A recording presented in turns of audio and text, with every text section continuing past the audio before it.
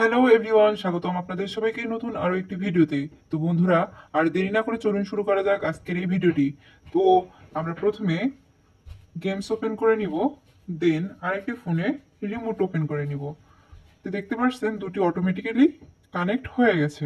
তো আমরা প্রথমে প্লেয়ার সিলেক্ট করে নিব। এখানে ক্লাসিক, টিম আপ, কুইক আছে, আমরা যে কোনো একটি সিলেক্ট করতে পারি। তো আমরা ক্লাসিকে থেকে নেক্সটে দিব।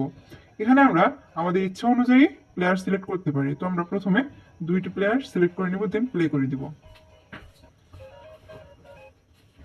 তো এখানে দুটি কালার শো করতেছে। তো আমরা এই দুটি কালারের মধ্যে যে কালারটি বা যে রুমটি জেতাতে চাই বা উইন করতে চাই, এখানে সেটি গুড মুডে অন করে সেই কালারটি সিলেক্ট করে দেবো। এখানে আমরা ব্লু কালারটি সিলেক্ট করে দিব, দেন সেট আপ দিয়ে দেবো। দেখতে পাচ্ছেন auto win set to blue চলে এসেছে। তো আমরা প্রথমে একটি 6 নেব, দেন ওখানে ক্লিক করে এখানে প্রেস করে দেব।